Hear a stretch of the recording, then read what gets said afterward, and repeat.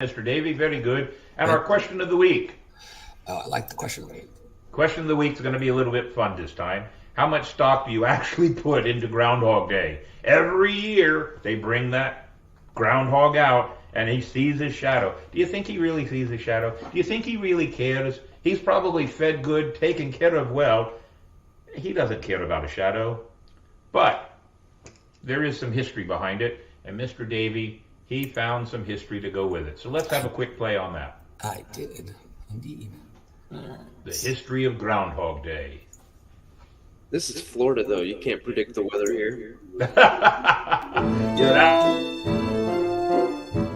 One. Sorry.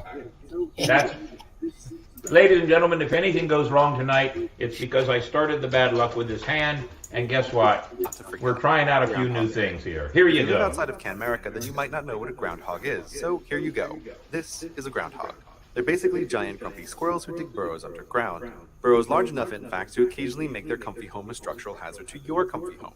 This explains the first half of their name. The second half is because they're kind of fat, though unlike their fellow Canmericans, when winter arrives, they need their excess weight to go into hibernation. The story of the holiday is that on February 2nd, the wise groundhogs wake from hibernation to peek out of their burrow and look at the world. If they see their shadow, they go back inside, which predicts 6 more weeks of winter. If they don't, then spring will come early. The holiday started in the 1800s as a Pennsylvania Dutch custom of weather prediction and today is celebrated in Canada and 49 of the 50 states, the exception being Alaska, which in 2009 decided to forego Groundhog Day in favor of Marmot Day. Outside of Alaska, many groundhogs contend with each other to be the king of seasonal weather prediction, their main weapon in this war being their delightful names, such as Queen Charlotte and Sir Walter Raleigh in North Carolina, Shubenacadie Sam of Nova Scotia, Staten Island Chuck from New York, French Creek Freddy in West Virginia, and Gus from Athens, Georgia, though this last groundhog is somewhat overshadowed by his neighbor, General Beauregard Lee, who one must assume has stylish facial hair and fans himself on the veranda of his plantation home while drinking his tulips and pining for the day when the South will rise again. 1,000 miles north of the General, Wharton Willie is the Groundhog King of Canada who throws an annual party to help him stay on top and make sure that the people keep building epic statues of him.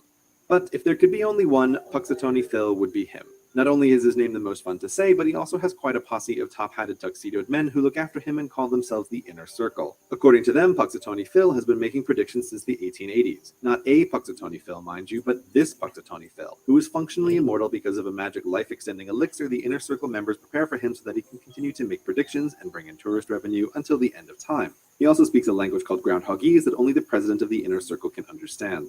If you think that Groundhog Day is a dumb, pointless holiday, then there are 2 things you should consider. First, you have no sense of fun. And second, you better be careful on Groundhog Day, because in addition to their weather-predicting day jobs, these groundhogs also have the magic power to trap you in an infinite time loop until you learn to be less of a jerk. Happy Groundhog Day. Oh, hence the reason for the Bill Murray movie then, right? Groundhog Day, and it was a loop. That's where it came from. Well, now see, I've just learned something new. I hope everyone else of you has learned something new also. So, Groundhog Day. I like the first point. It's fun.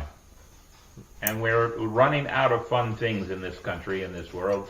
So maybe it's time that we start having some more fun. So, ladies and gentlemen, Groundhog Day it is. I like it.